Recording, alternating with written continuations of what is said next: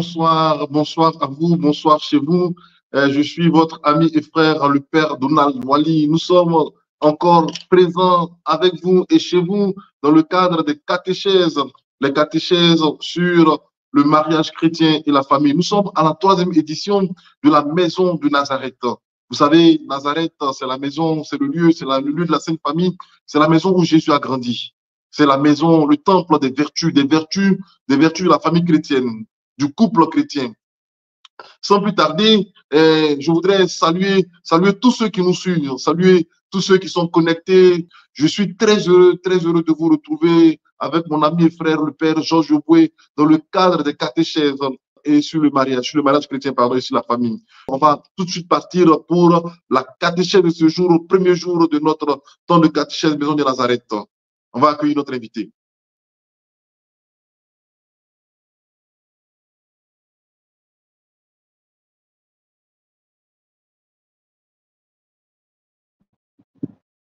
Père Arnaud Touré, bonne arrivée à la maison de Nazareth. Bonne arrivée, il n'est pas nouveau à la maison de Nazareth et je pense qu'on a déjà eu l'occasion de l'entendre, de l'écouter. Voilà, c'est pas sa première fois de rentrer ou de venir à la maison de Nazareth. Bonsoir mon père. Bonsoir révérend père Donald. Voilà, je sais qu'il y a des internautes qui se rappellent du père voilà, Arnaud Touré. Il est docteur, ce qu'on peut dire pour le présenter, il est docteur en droit canon. Voilà, et il est prêtre, missionnaire, prêtre de on va dire quoi, la congrégation? Oui, la oh, vous voulez, oui, de l'Institut. Voilà, de l'Institut, voilà, de l'Institut pontifical missionnaire, voilà, PIME. Donc, il est prêtre missionnaire. Mon père, bonsoir. Comment ça va? Oui, ça va bien, ça va bien. En tout cas, je suis très heureux de vous revoir. Je me souviens avec joie de nos années romaines. Et puis, donc, c'est avec joie que je suis là ce soir. D'accord. Voilà, mon père, on va vous laisser exposer la catéchèse de ce soir. Et puis, tout de suite, on se retrouvera pour les questions. Comme le temps, on sait qu'il y aura beaucoup de questions, donc on ne veut pas trop s'allonger avec voilà, un bavardage. Donc, on va laisser l'espace pour que vous puissiez nous enseigner. Et puis, tout de suite, je vous retrouve pour les questions. Merci, mon père.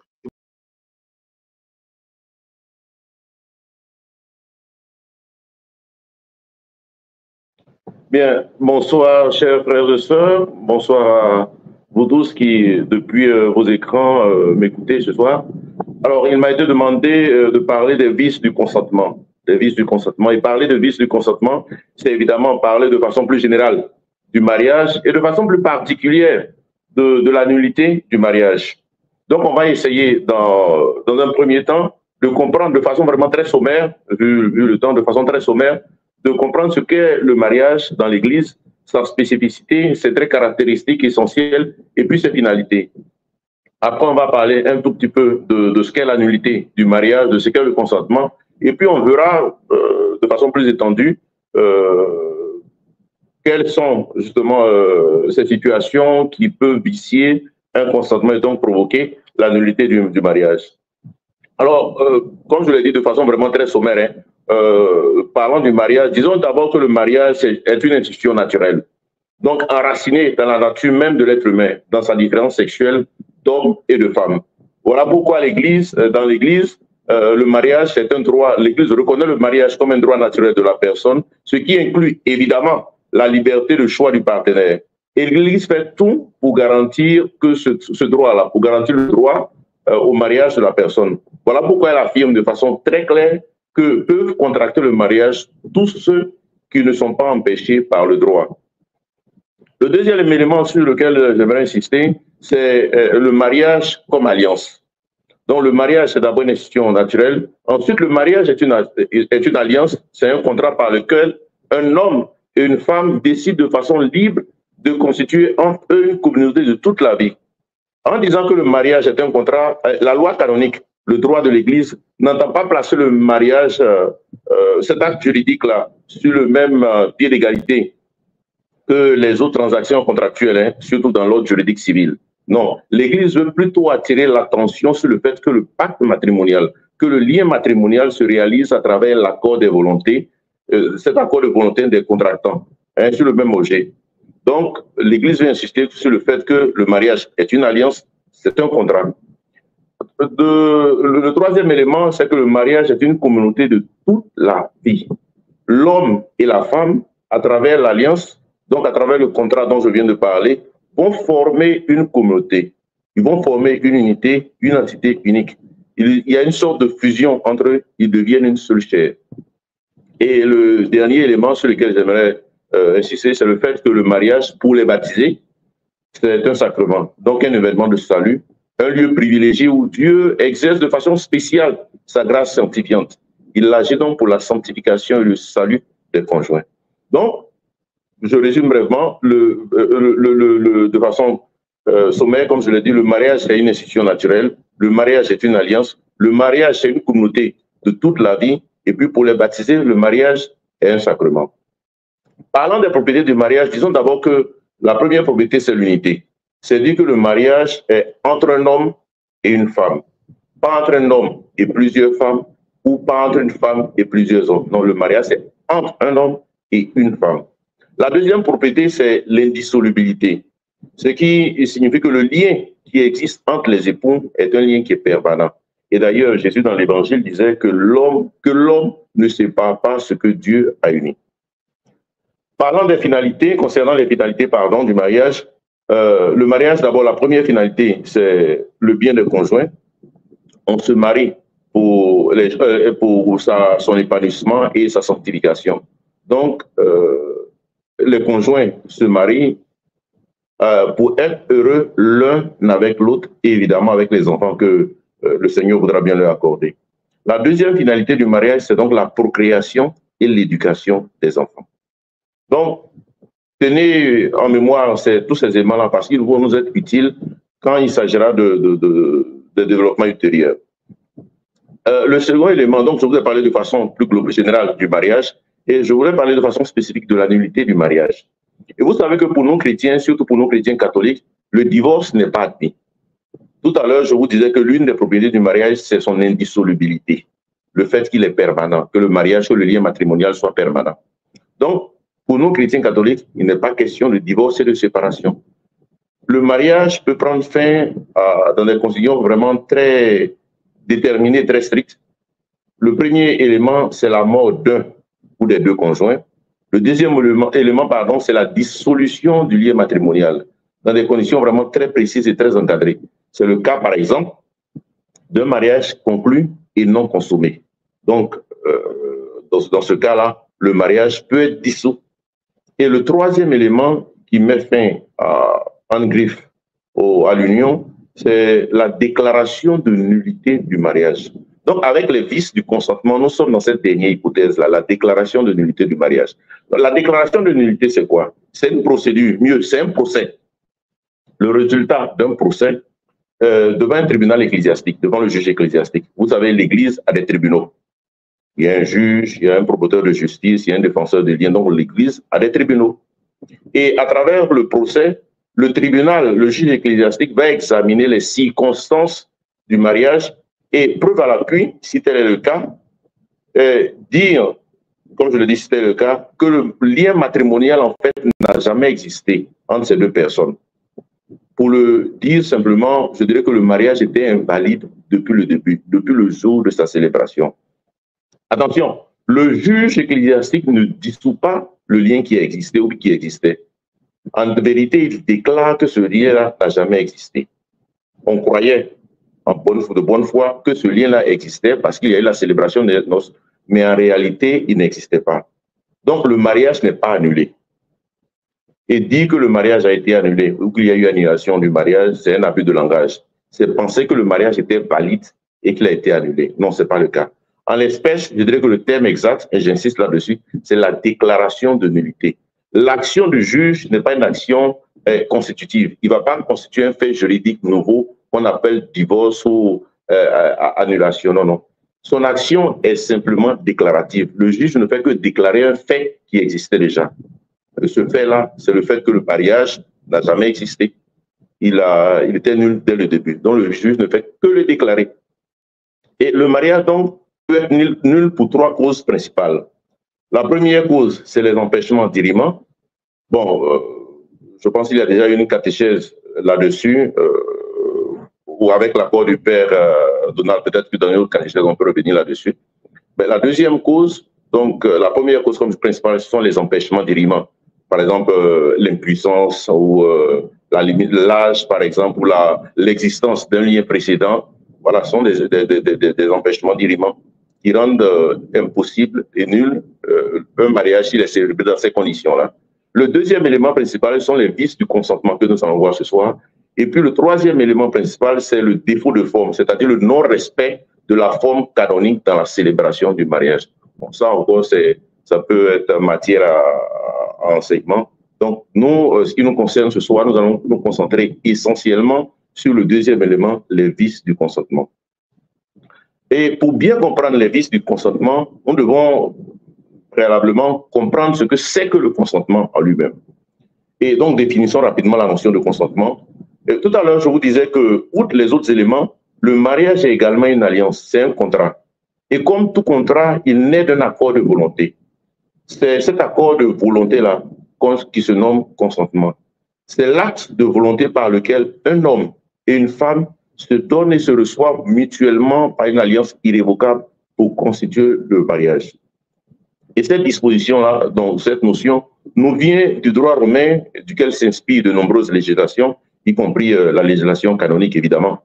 Et il y avait un brocard, un principe général du droit romain qui disait d'ailleurs « non concubitus sed consensus facit nuptias ». Littéralement, ce n'est pas le fait de coucher ensemble, mais c'est le consentement qui crée, qui fait le mariage. Et la législation de l'Église l'affirme clairement. Elle dispose que c'est le consentement des parties légitimement manifesté entre personnes juridiquement capables qui fait le mariage. Ce consentement-là ne peut être suppléé par aucune puissance humaine.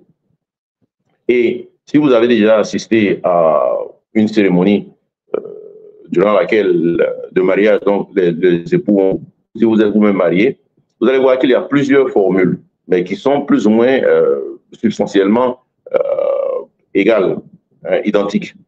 Mais en général, il est dit, je te reçois donc monsieur, qui dira donc à madame, je te reçois comme épouse, pardon, et madame qui dira, je te reçois comme époux, ou je serai ton époux, ou je me donne à toi.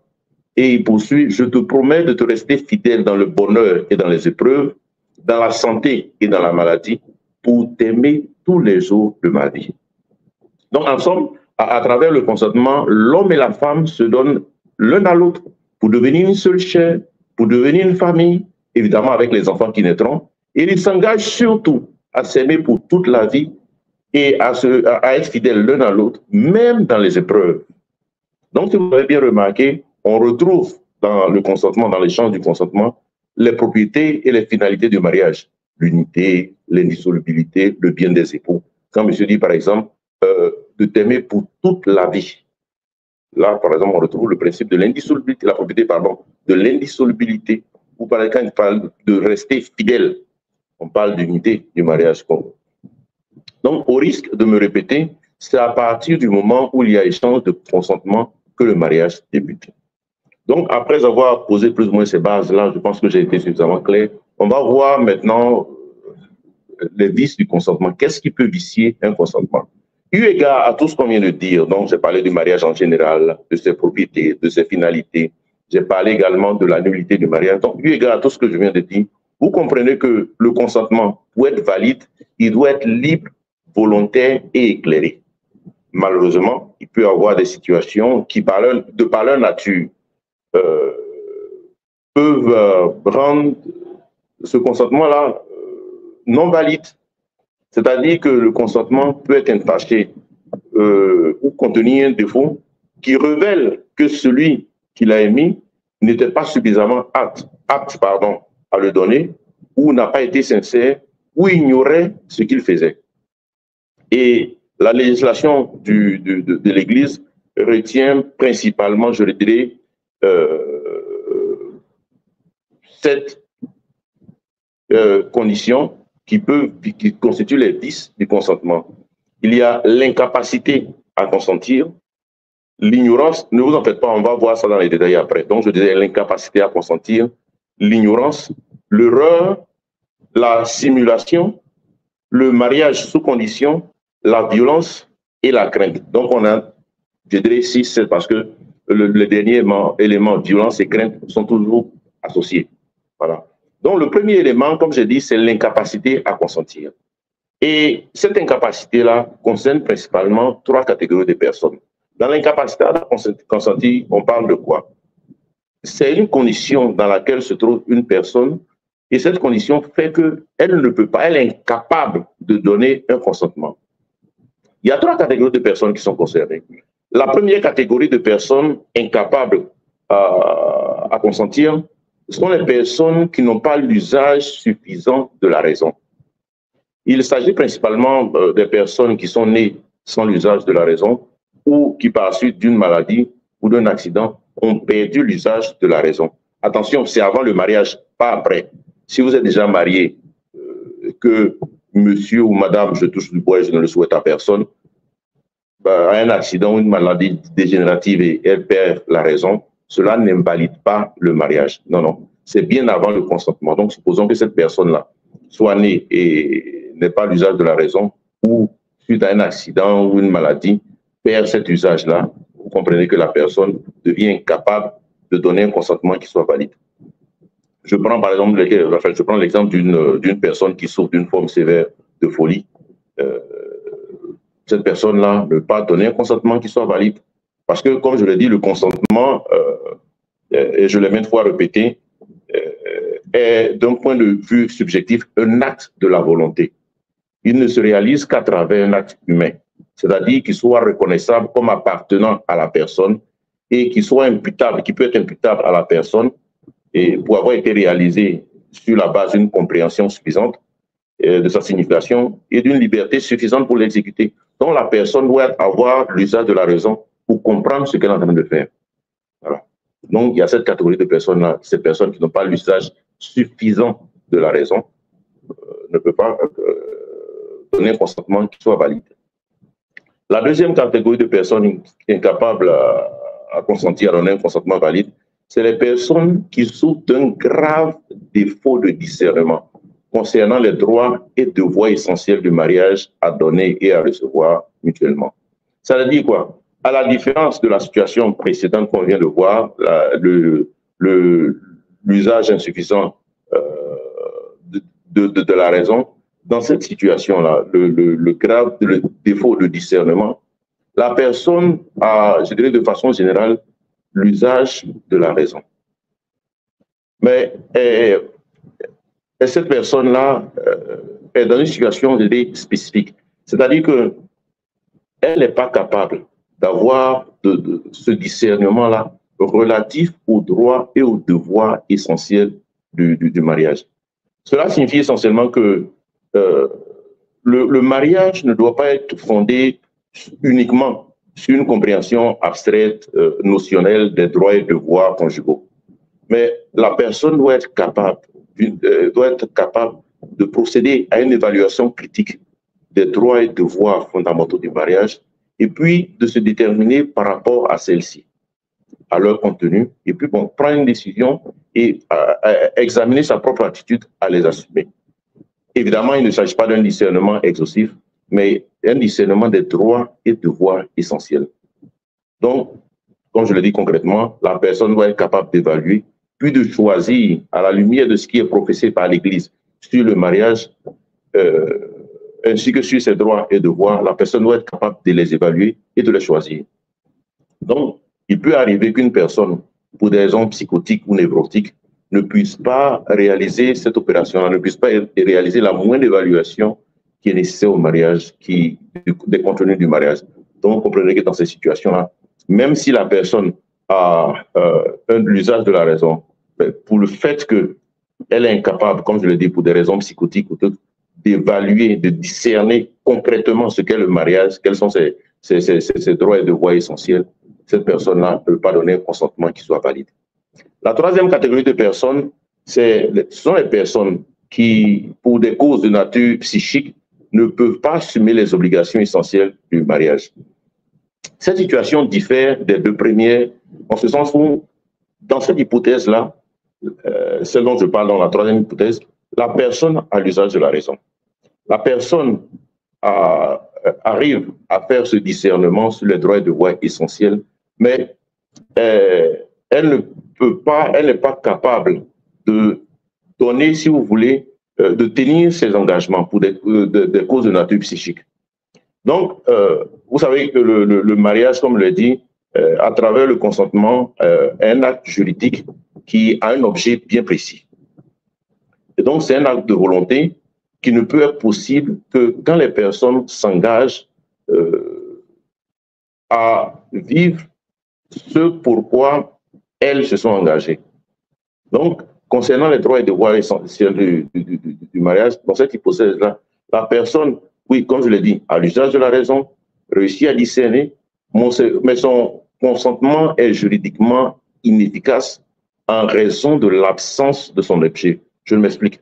Un acte de volonté a pour objet quelque chose de vraiment possible pour celui qui s'engage en matière contractuelle. Je ne veux pas dire, par exemple, je m'engage à décrocher la Lune. Pour le moment, en tout cas, je dirais que c'est humainement impossible.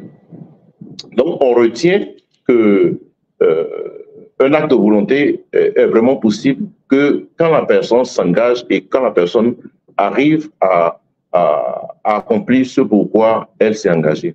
Et vous savez que l'on retient comme condition, de façon générale, hein, de validité d'un contrat, un objet certain qui forme la matière de l'engagement. C'est l'une des conditions de validité des contrats. Il faudrait qu'il y ait un objet certain qui forme la matière de l'engagement. Et donc, dans le cas présent, même si la personne veut, elle ne peut pas exécuter les obligations pour lesquelles elle s'engage. Je prends monsieur ou madame, ou les deux, qui, pour des causes de nature psychique, n'arrivent pas à vivre ces obligations essentielles-là. J'ai présenté déjà ces obligations essentielles-là quand je parlais des propriétés de finalité. Je donne un exemple. Un homme qui souffre de satyriasis ou une femme qui souffre de nymphomanie, donc qui ont une sexualité compulsive, et donc qui sont marqués par une envie continue et irrépressible de l'acte sexuel, ne peuvent pas respecter l'engagement à la fidélité. Même si cette personne-là veut, comme je l'ai dit, elle a l'usage de la raison, elle a discerné, elle veut demeurer fidèle à sa femme. Mais parce qu'elle souffre, dans le cas, par exemple, de l'homme, de satyriasis, ou parce qu'elle souffre, dans le cas de la femme, par exemple, de nymphomanie, la personne souhaiterait être fidèle, mais elle ne peut pas parce que ses conditions psychiques font qu'elle ne peut pas tenir cet engagement-là. Donc, elle ne peut pas donner à l'autre personne ce qu'elle avait promis à l'occasion du mariage. Donc, dans ce cas-là, cette personne-là n'a pas donné un consentement qui est valide parce qu'elle a dit quelque chose qu'elle ne peut pas faire. Pas parce qu'elle ne veut pas, mais parce que ses conditions psychiques font qu'elle ne peut pas tenir cet engagement-là. Donc, je pense avoir été suffisamment avoir suffisamment exposé sur cette matière, sur l'incapacité à consentir. Le deuxième élément qui peut rendre le mariage, le consentement nul, qui peut vicier le consentement, c'est l'ignorance. Et pour qu'il puisse avoir un consentement matrimonial, il faut que les contractants n'ignorent pas, donc les conjoints, n'ignorent pas pour le moins que le mariage est une communauté permanente entre l'homme et la femme, ordonnée à la procréation des enfants par quelques coopérations sexuelles. Donc, vous savez, l'ignorance est un défaut de connaissance sur un domaine donné. Et pour que le consentement soit vicié pour cause d'ignorance, et donc soit invalide, la personne ne doit pas ignorer 4 choses. Elle ne doit pas ignorer que le mariage est une communauté permanente. Elle ne doit pas ignorer que le mariage est entre un homme et une femme. Elle ne doit pas ignorer que le mariage est ordonné à la procréation des enfants. Et elle ne doit pas ignorer que cette procréation des enfants-là advient à travers une coopération sexuelle. Donc, pour être clair, à travers l'acte sexuel entre l'homme et la femme, entre l'épouse et son époux. Par exemple, il ne doit pas ignorer que le mariage est une communauté permanente et non une communauté temporaire et provisoire qui peut être dissoute selon le souhait ou les caprices des uns et des autres. Voilà, donc le mariage peut être, le consentement, pardon, peut être vicié pour cause d'ignorance. Le troisième élément, c'est l'erreur. Vous savez, l'erreur, c'est un faux jugement ou une appréciation inexacte d'une réalité. c'est un acte de l'esprit qui tient pour vrai ce qui est faux et ou inversement. Donc, il y a plusieurs types d'erreurs. L'erreur sur la personne, l'erreur sur une qualité de la personne, et puis l'erreur concernant l'unité ou l'indissolubilité ou bien la dignité sacramentelle du mariage. Je rentre un peu dans les détails. La première erreur, c'est donc l'erreur sur la personne. L'erreur sur la personne rend le mariage, le consentement, ici le consentement, et donc le rend invalide. C'est assez simple. Hein. C'est l'hypothèse où une personne veut épouser une personne bien déterminée, mais par erreur, elle se marie à une autre personne. Je donne un exemple. Monsieur X veut épouser mademoiselle Y, et puis, par erreur, sans s'en rendre compte, il se rend compte que c'est avec mademoiselle Z, donc une personne totalement autre, qu'il échange le consentement. Dans ce cas, évidemment, vous comprenez que le consentement est vicié, et donc il y a une erreur sur la personne et le consentement est nul. Le deuxième élément, c'est l'erreur, le deuxième type d'erreur, c'est l'erreur sur la qualité de la personne. Bon, cette erreur-là, même si elle est cause du contrat, ne rend pas le mariage invalide, à moins que cette qualité-là soit directement et principalement visée. C'est une hypothèse assez délicate parce que, comme je l'ai dit, l'erreur sur la qualité de la personne ne rend pas en soi le mariage invalide. Monsieur le sieur A veut épouser la demoiselle B et il pense par exemple que B est gentille. Donc, dans sa tête, celle qu'il veut épouser là, c'est mademoiselle, comme je l'ai dit, B. Et après le mariage, il se rend compte qu'elle n'a pas cette qualité-là qu'on appelle gentillesse. Il aurait fait une erreur. Mais en fait, ça ne vicie pas le consentement. Dans ce cas, le mariage, le consentement n'est pas invalide. L'hypothèse dans laquelle le consentement devient invalide, c'est quand c'était une qualité précise et directe qui était principalement visée.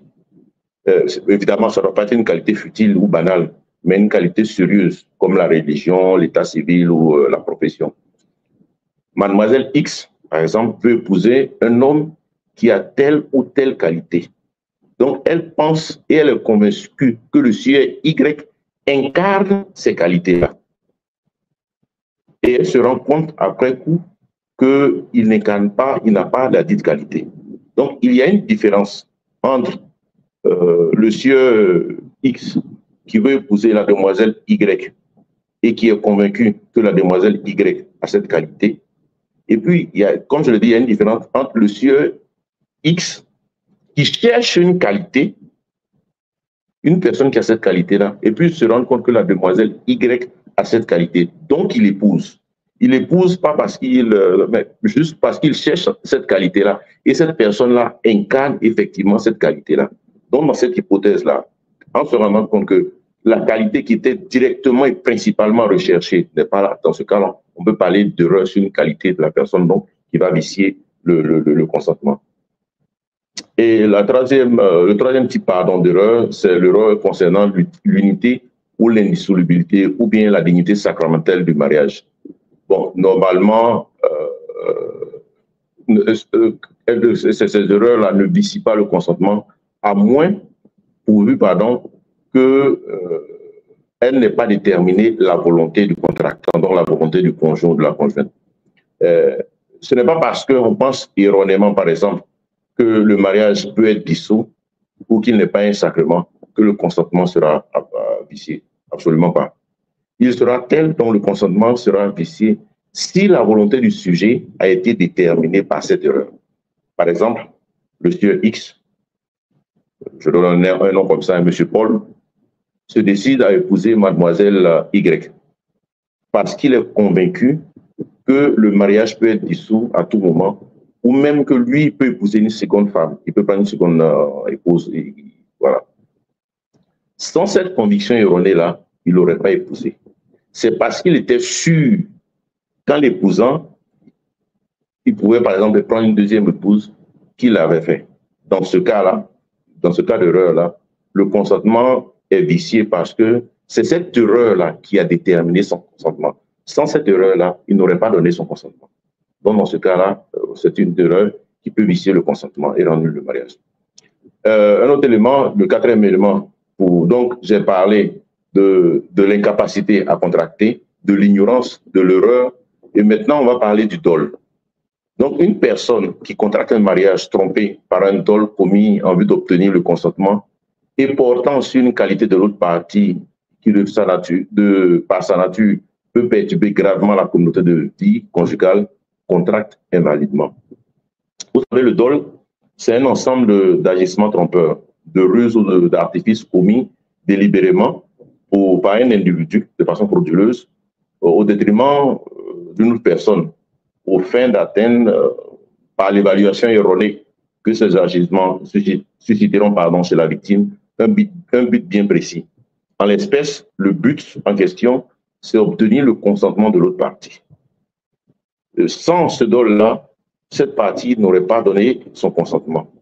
Si l'autre partie, donc le conjoint ou la conjointe, n'aurait pas donné son consentement sans toutes ces manœuvres frauduleuses. C'est aussi le diadol, par exemple, lorsqu'il y a la dissimulation intentionnelle d'une information dont on sait, par exemple, le caractère déterminant pour l'autre partie. Et en matière de consentement, 4 conditions sont requises pour que le dol vicie le consentement. 4 conditions sont requises. La première condition, la personne doit avoir effectivement été trompée. Donc, quelqu'un peut mettre en œuvre des manœuvres frauduleuses et puis l'autre peut s'en apercevoir. Donc, elle n'a pas été trompée. Donc, en cette situation-là, on ne peut pas invoquer le dol et dire qu'il vicie le consentement parce que la personne n'a pas été trompée. Le deuxième élément, c'est que le dol est commis en vue d'obtenir le consentement de l'autre partie. L'objet du dol, c'était justement d'obtenir le consentement de l'autre partie, le consentement matrimonial, évidemment, le consentement matrimonial. Le troisième élément, c'est que le dol porte sur une qualité de la personne. Donc, il dit, par exemple, la personne, elle dit que, je sais pas, elle a assez de ressources financières pour s'occuper de la famille. Voilà, c'est une des qualités. Puisque dans le mariage, il faudrait bien que les époux et les enfants, enfin, les conjoints et les enfants puissent vivre dignement. Donc, ça peut être retenu comme une qualité, ou bien ça peut être même une qualité morale, par exemple. On se rend compte que, en fait, c'est un drogué ou un criminel. Voilà. Et le quatrième élément, c'est que cette qualité-là doit être de nature à perturber gravement la communauté de vie conjugale. Donc, une fois que ces 4 éléments sont réunis, si le consentement a été donné parce qu'il y avait dol, ce consentement-là est vicié, donc il est nul et invalide. Le 5e élément, c'est la simulation ou exclusion du mariage ou un de ces éléments essentiels. Normalement, on présume que le consentement intérieur est conforme aux paroles et aux signes employés dans la célébration du mariage. Cependant, si l'une ou l'autre partie, ou même les deux, par un acte constitutif, positif de volonté, exclut le mariage lui-même ou un de ses éléments essentiels ou une de ses propriétés essentielles, ces personnes-là contractent invalidement.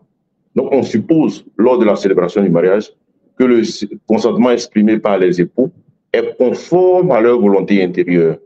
Donc, que ces personnes acceptent de façon effective toutes les finalités, toutes les propriétés, toutes les qualités telles qu'enseignées du mariage, telles qu'enseignées par l'Église. Il s'agit toutefois d'une présomption simple qui peut être renversée par la preuve contraire. En l'espèce, il pourrait arriver que l'une des parties ou les deux parties, d'accord entre elles, par un acte intérieur de volonté propre, rejettent tout le mariage. Donc oui, ils font semblant, enfin, comme mais le mariage tel que voulu par l'Église, là, ils disent non, ça là, non, c'est question, allons faire notre petite célébration, mais nous, le mariage tel que présenté par le truc là, on l'exclut. Ou bien, ils excluent une propriété essentielle du mariage. Dans ce cas, on parle d'exclusion partielle. Et dans cette hypothèse-là, on va donc dire que la personne ou les personnes sont en train de simuler.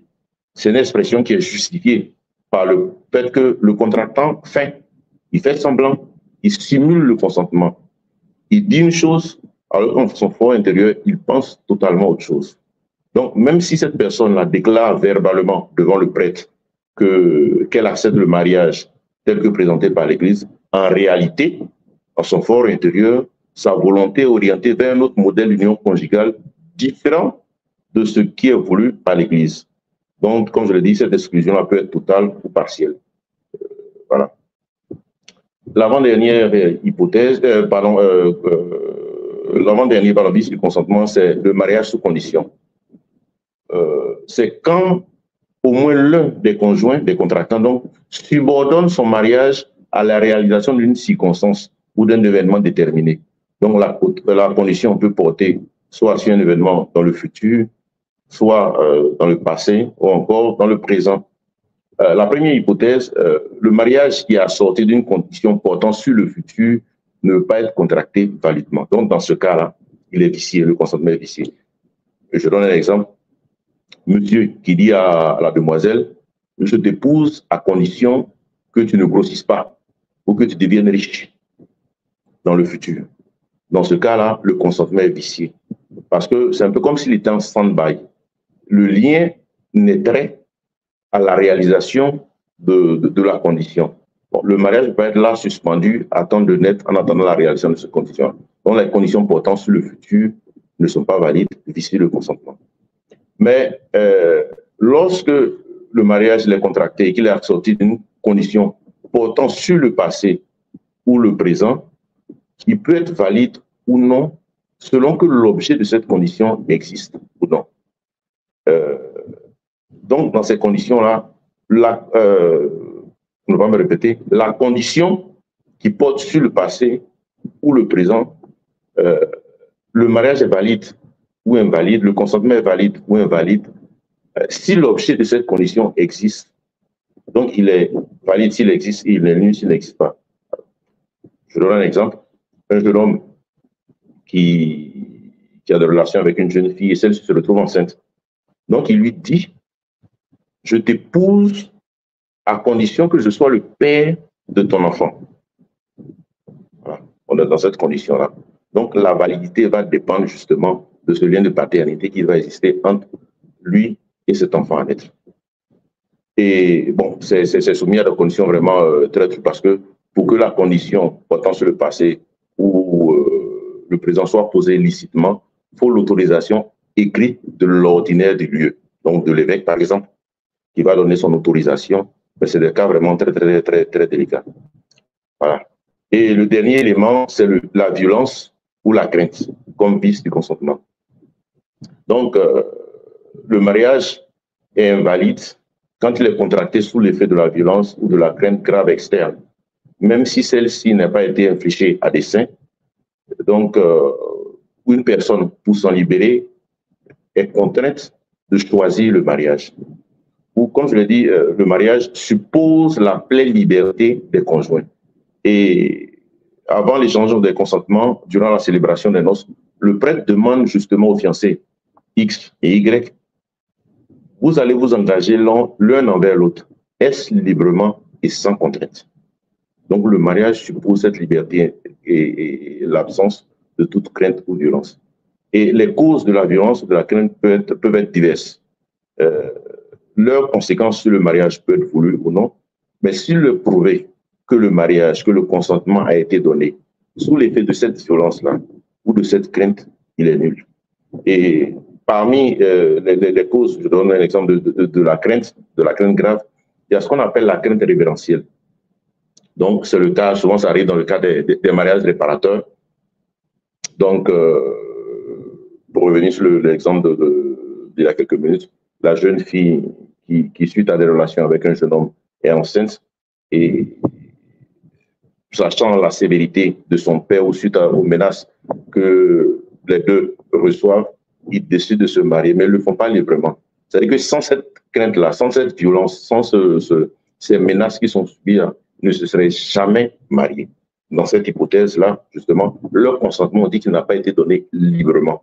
Même si devant le prêtre à l'église, ils disent, voilà, mais il n'y a pas eu cette liberté-là. Ils ne sont pas décidés librement pour le mariage. Ils y ont été contraints ou par violence, ou simplement parce que peut-être la jeune fille avait peur de la réaction de ses parents. Et voilà, donc elle a décidé d'aller aux noces sous l'effet de cette crainte. Donc, dans cette hypothèse-là, on dira que le consentement est vicié et donc il est nul. Voilà, chers frères et sœurs, plus ou moins, j'ai essayé d'être assez bref en essayant de rester dans le temps. Et j'espère que l'occasion qui nous est donnée par la suite, donc les échanges, les questions et autres, nous permettront d'approfondir le thème l'enseignement et puis de voir les aspects, d'approfondir les aspects sur lesquels peut-être j'ai pas été suffisamment clair. Merci pour la patience, merci pour l'écoute et puis je suis à votre disposition pour d'éventuelles questions. Merci.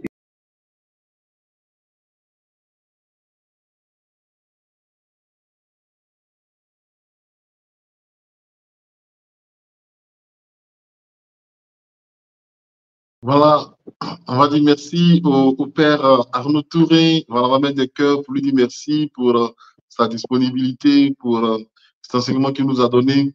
Mon père, on est au cœur du droit, hein, on est au cœur du droit canonique.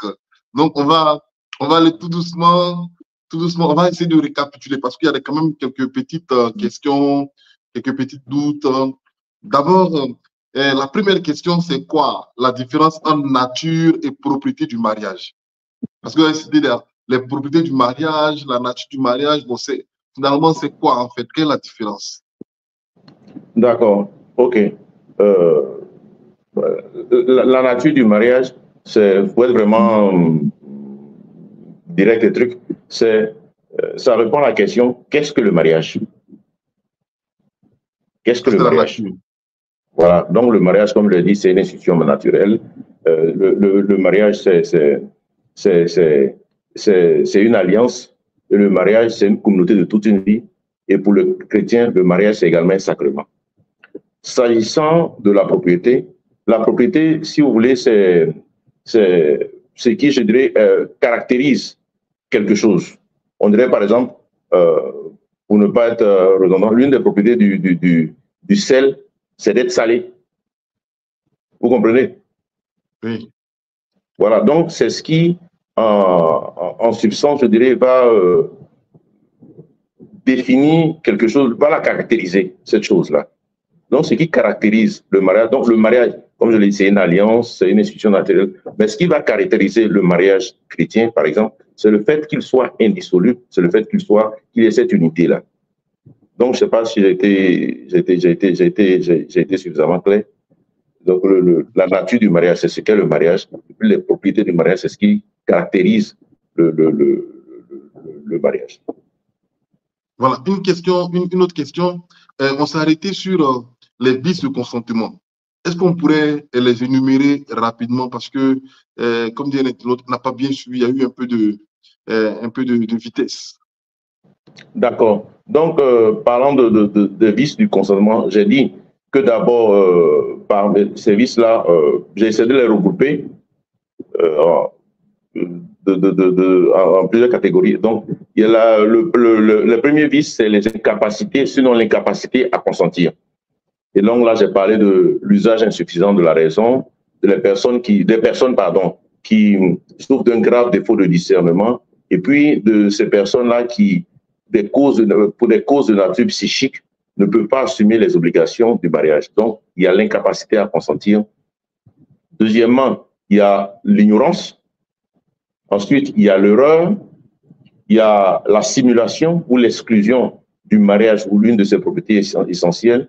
Et puis, il y a le mariage sous condition. Et enfin, la violence ou la crainte. D'accord. On va s'arrêter sur la crainte. On va s'arrêter sur la crainte.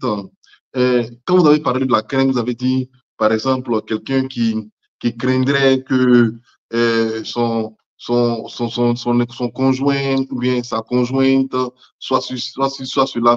Est-ce que c'est cette contrainte-là, mariage sous la contrainte, c'est la pression qui a été exigée, qui a été exigée ou bien sous laquelle la personne s'est mariée avant, ou c'est dans le mariage lui-même? Non, non, c'est bien. Attention, on est dans la question du vice du consentement. Et j'ai dit que le mariage naît à travers le consentement. Donc, c'est le consentement qui fait que le mariage, on dit qu'il y a mariage. Donc, le lien du mariage naît de l'échange de ces consentements-là.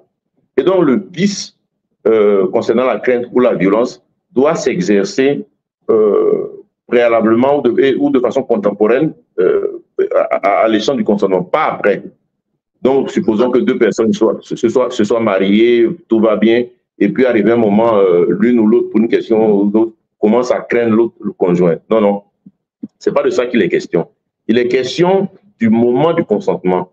Si au moment du consentement, une personne donne son consentement parce qu'elle a subi des violences ou parce qu'elle a une certaine crainte d'une situation, d'une personne, et que sans cette situation ou sans cette violence, elle n'aurait pas donné son consentement, dans ce cas-là, on dit que son consentement est vicié parce qu'il n'a pas été donné librement. Voilà. Comme vous avez pris le cas de la jeune fille voilà, qui prend une grossesse et qui, sous l'obligation d'être reconnue, de faire reconnaître sa grossesse, voilà, elle est, j'allais dire, ou la crainte de ses parents, voilà, la crainte de ses parents, elles se sont obligées de se marier. Voilà, ou bien même elle subit des violences de la part de sa famille, ou voilà, et par peur, donc pour sortir. En fait, si vous voulez, le mariage ou le consentement doit être donné comme un griffe échappatoire. Donc, pour sortir de cette violence ou de cette crainte-là, la personne choisit de donner son consentement. Autrement, elle n'aurait pas fait. D'accord. On pourrait dire un exemple peut-être qui n'est pas très commun, mais qui peut arriver. C'est-à-dire qu'un homme qui a été choisi par ses parents, voilà, pour diverses raisons, l'homme a été choisi par les parents de la femme, ou de la femme, l'homme a été choisi par les parents de la femme, et puis elle se sent sous la contrainte ou sous la pression des parents, elle va épouser le monsieur. Justement. Et je parlais par exemple de crainte révérentielle, parce que dans certaines cultures, le respect qu'on a, cette révérence-là, qu'on a pour la figure de l'autorité est tellement forte qu'on n'arrive pas à se soustraire à sa volonté ou à sa domination. Donc, même s'il n'y a pas de menace, mais par crainte pour cette personne, à cause de la crainte qu'on a de cette personne-là, la personne, donc justement, pour sortir, comme issue de secours, va choisir le mariage. Il peut y avoir également des situations extrêmes, vraiment de violence ou de menaces, où la personne choisit le mariage, choisit de donner son consentement, motivé uniquement à cette violence ou cette crainte-là. D'accord. Arrêtons-nous sur l'ignorance. L'ignorance peut venir du fait des conjoints qui s'approchent du sacrement du mariage, du fait qu'ils n'ont pas la pleine connaissance, j'allais dire, de ce que signifie le mariage, des implications, de la nature, des propriétés.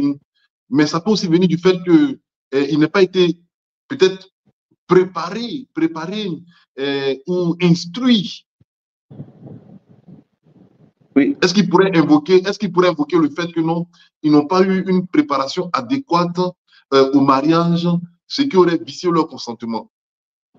Bon, déjà, parce que la question du mariage, de l'ignorance, pardon, est assez délicate et justement, elle pourrait à tort être invoquée de façon abusive pour justifier l'échec d'un mariage et donc demander non.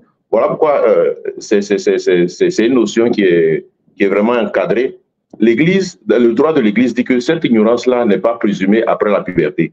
Donc, on présume que lorsqu'une personne a atteint l'âge de la puberté, elle est censée savoir et connaître ce qu'est le mariage et ses propriétés. Voilà d'ailleurs ce pourquoi, avant le mariage, il y a une préparation au mariage. Mais il peut arriver, justement, que de bonne foi, une personne ignore ces éléments-là que j'ai cités. Et donc, lorsque ces conditions-là sont réunies, qu'elle ignore, par exemple, que c'est une communauté permanente, entre un homme et une femme, ou que cette communauté-là est ordonnée à la procréation des enfants ou à travers la coopération sexuelle. Voilà. Par exemple, il y a des situations où, bon, pour une raison ou une autre, monsieur ou madame ignore un de ces éléments précis-là, de bonne foi. Donc, c'est à elle de démontrer, puisqu'on ne présume pas, c'est à cette personne-là de démontrer qu'effectivement, elle ignorait, en fournissant des preuves bien précises, qu'elle ignorait que le mariage chrétien avec tous ces propriétés-là.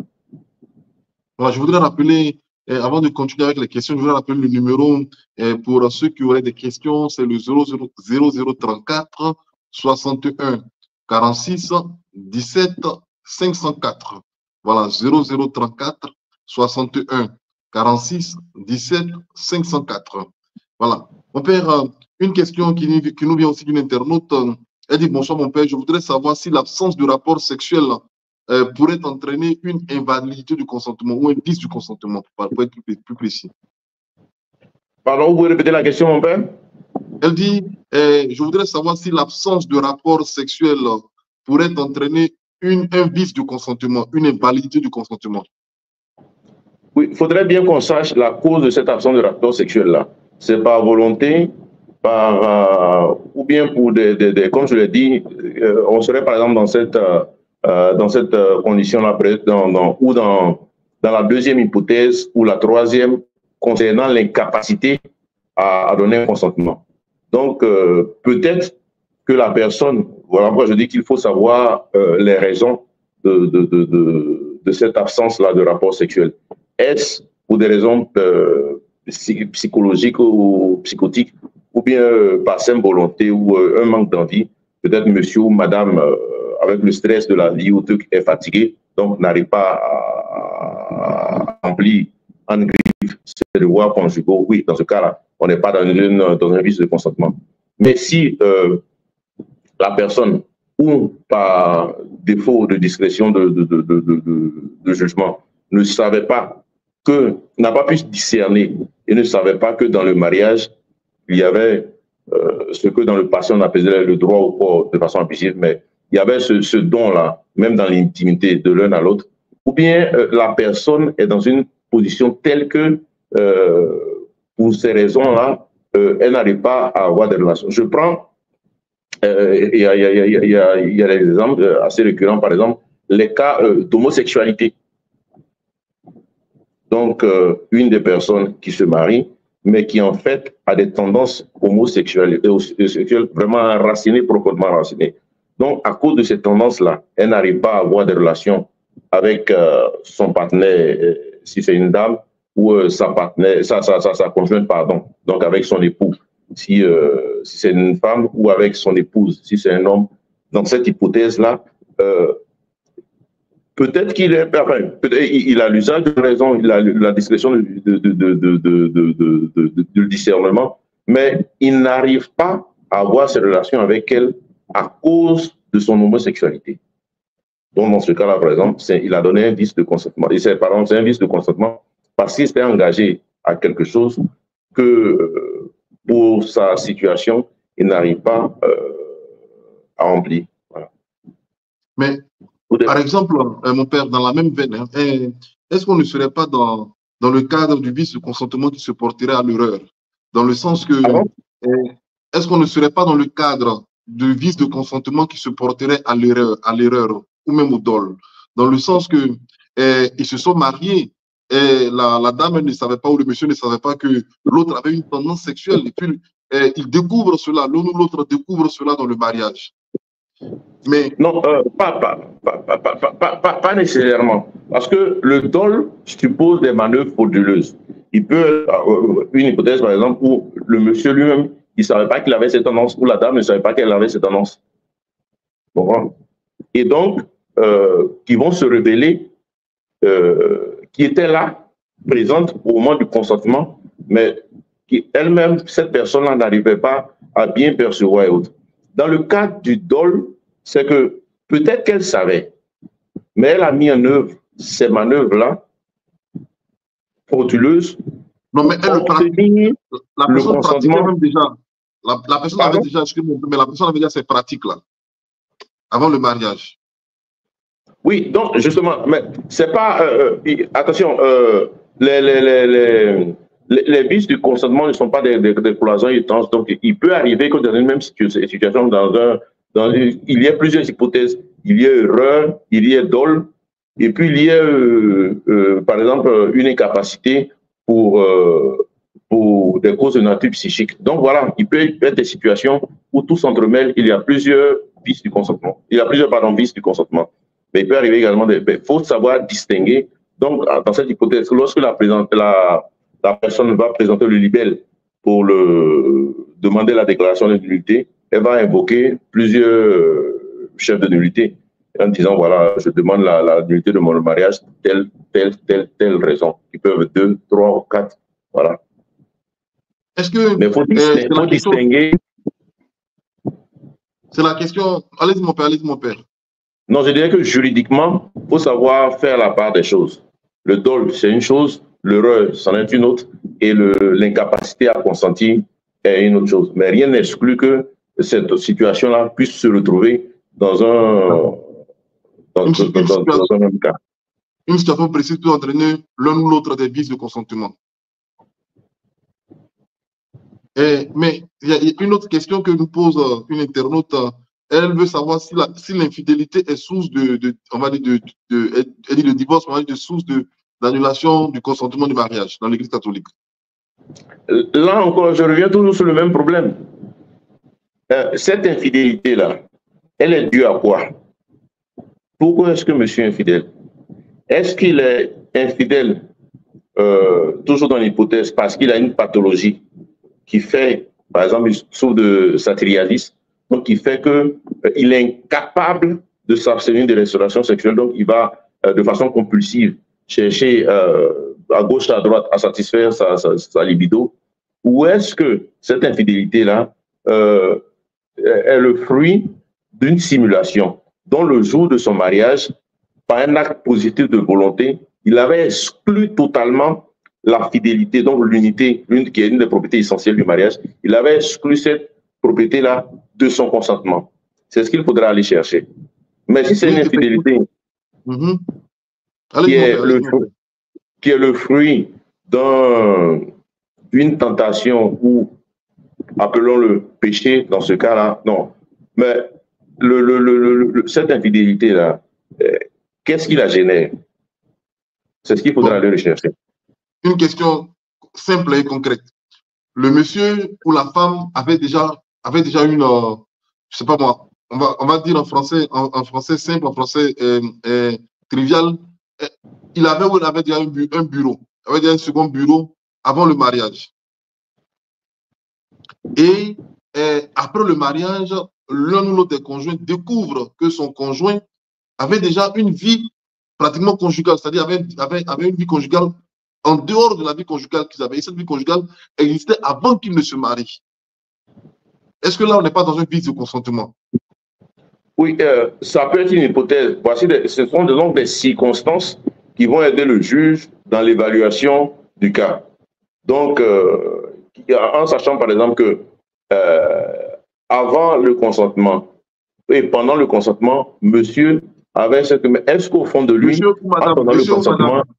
Mon père, monsieur ou madame, vous ne pas appuyer toujours monsieur ou madame. Pardon? Vous avez dit avant ou pendant le consentement, monsieur avait, donc je dis monsieur ou madame. Oui, effectivement, ça peut être monsieur, excusez-moi, mais ça peut être monsieur ou madame. Avec donc ce que vous appelez ce deuxième bureau-là. Donc, ce sont les circonstances justement qui vont aider le juge dans l'évaluation du cas. Attention, je précise une chose, l'infidélité n'est jamais et ne sera jamais cautionnée par l'Église. Il faudrait qu'on soit clair là-dessus. Ça demeure un péché. Mais sachons distinguer le péché du vice du consentement.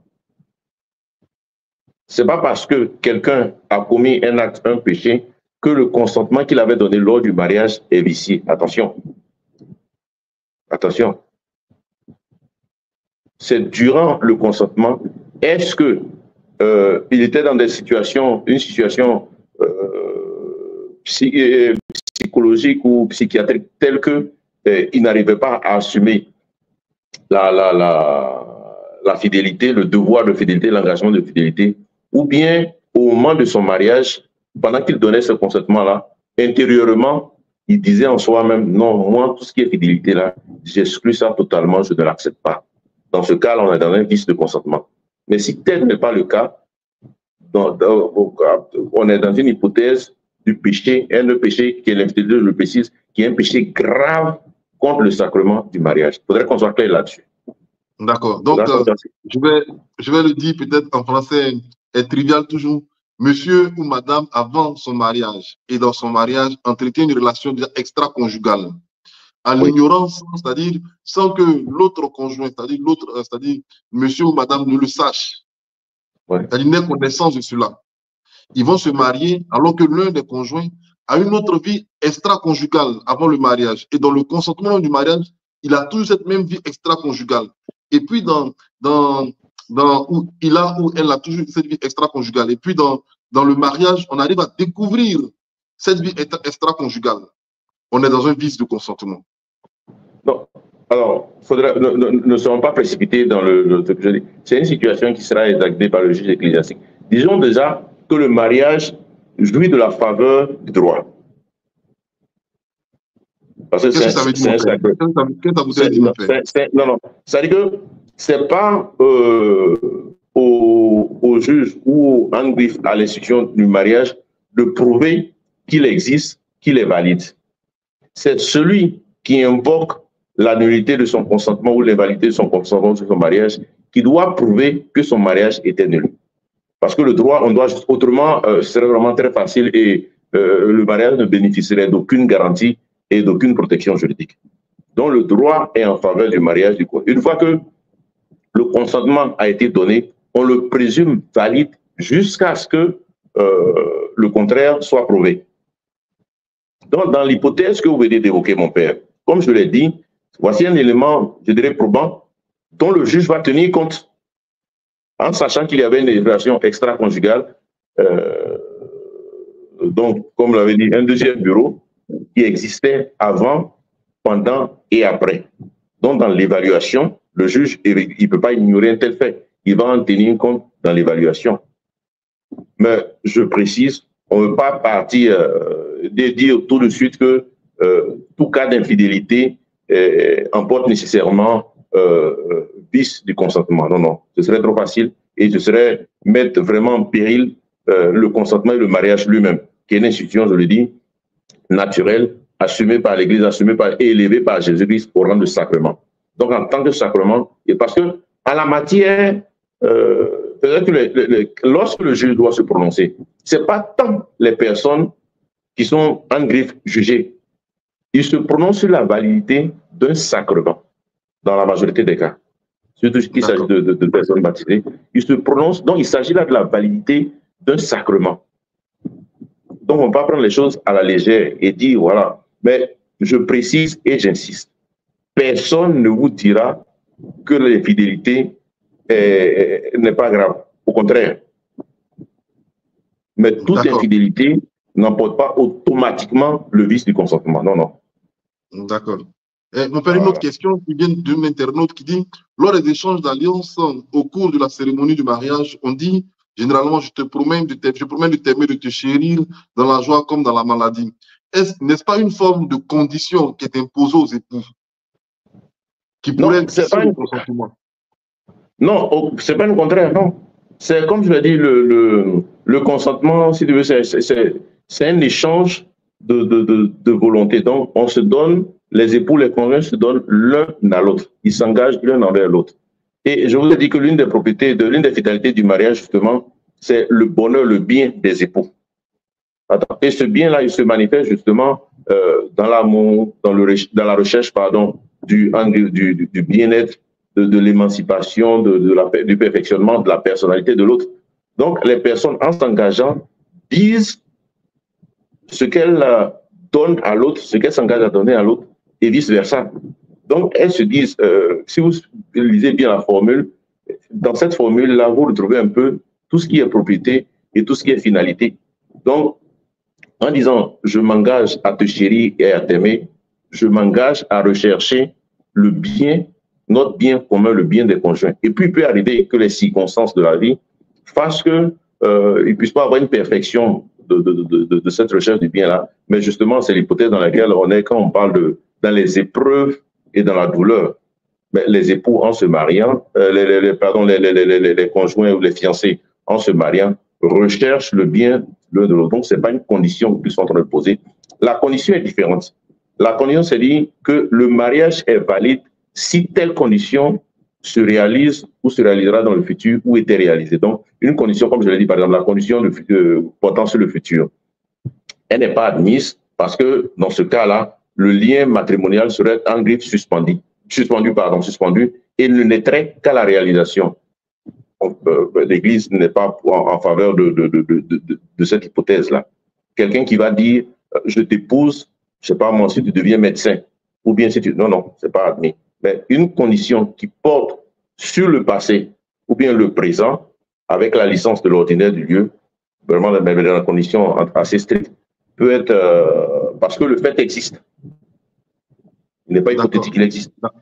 D'accord. Une question, la dernière, on va la prendre. C'est une internaute qui demande si la fécondation in vitro pourrait être une menace à la validité du consentement.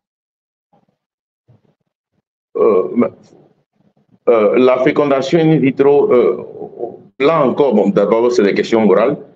Et deuxièmement, j'ai dit que le mariage, une des finalités, pardon, c'est la procréation et l'éducation des enfants. Donc, pourquoi la fécondation in vitro est choisie? Est-ce par infertilité? Donc, on est dans une dimension morale. Toujours est-il qu'on est dans une dimension morale de péché parce qu'on va dissocier l'acte sexuel de la fécondation et de la naissance des enfants. Mais la fécondation in vitro, pourquoi est-ce qu'elle est faite? Parce que ils ont exclu en griffe ou d'avoir des relations sexuelles ou de générer eux-mêmes des enfants ou pour résoudre un problème d'infertilité. Mais je dis là encore, attention, je ne suis pas en train de dire que l'Église cautionne la fécondation in vitro, qui demeure toujours une difficulté morale. Donc, pardon? Un problème éthique.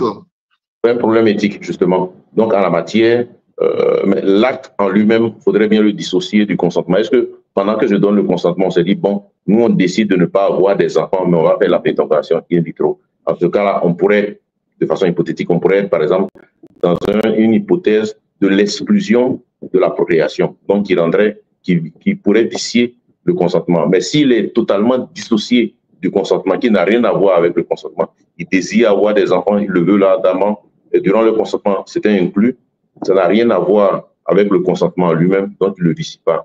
On est dans la sphère de l'éthique et de la morale et du, excusez-moi le terme, je ne sais pas si je peux employer le terme péché, mais bon, voilà, il n'a rien à voir avec le consentement. Mais si le consentement, voilà. Non, allez-y, mon père, finissez. Non, je disais que si ce choix-là était fait parce que le couple a exclu l'appropriation, dans ce cas-là, on pourrait être dans une hypothèse de vice du consentement. D'accord, mon père. C'est les questions qu'on va aborder. Hein. Je voudrais rappeler qu'on aura abordé ces questions dans d'autres catéchèses, voilà, fécondation in vitro, tout ça. Mon père, au nom de l'équipe des catéchèses et de tous les internautes, de tous ceux qui nous suivent au travers des différents médias partenaires de ces catéchèses sur la famille, le mariage chrétien et la famille, je voudrais vous dire merci. Je rappelle que nous étions en compagnie du père Arnaud Touré, docteur en droit canonique. Mon père, avant de vous laisser, je voudrais vous demander de confier au Seigneur par les mains de Joseph tous ces couples, toutes ces familles, toutes ces personnes qui nous ont suivis et de nous donner la bénédiction. Disons merci au Seigneur et à toute l'équipe de la Maison de Nazareth qui m'a donné justement l'opportunité d'exposer sur ce thème si délicat à travers donc les zones et toutes les pages et sur Facebook et Internet ou YouTube. J'aimerais invoquer sur toutes ces personnes qui nous écoutent, particulièrement sur les couples en difficulté, sur les fiancés, toutes ces personnes qui se préparent au mariage, sur les personnes qui traversent une situation matrimoniale difficile, sur les personnes qui vivent la douloureuse expérience de la séparation, sur les veufs et les veuves, sur toutes nos familles. Par l'intercession de Saint Joseph, j'aimerais invoquer sur elle la grâce et la bénédiction du Seigneur. Puisse Saint Joseph, qui a veillé de façon diligente sur Jésus, qui l'a accompagné dans sa vie d'homme, soit à leur côté, habite leur maison et intercède continuellement pour toutes ces personnes. Et à tous et à toutes, j'accorde ma bénédiction et très humblement, j'invoque sur elle la bénédiction et la puissance de l'Esprit Saint, au nom du Père et du Fils et du Saint-Esprit. Amen. Que le Seigneur nous bénisse, qu'il nous garde et nous permette de marcher de façon décisive et joyeuse vers la fête de Saint-Joseph, et que le Seigneur nous obtienne toutes les grâces que nous nous demandons par l'intercession de Saint-Joseph. Amen. Merci mon Père, j'espère qu'on se retrouvera encore dans une autre catéchèse, pourquoi pas. Merci, merci infiniment. Merci Père Donald, merci Père Donald, merci bien. Voilà, amis internautes, c'est pratiquement tout pour aujourd'hui. Nous étions à la Maison de Nazareth. Merci aux différents médias qui nous ont accompagnés. Merci infiniment. Et pour aujourd'hui, c'est terminé. Nous serons avec Saint Joseph à la Maison de Nazareth. D'ici là, portez-vous bien et paix dans vos familles.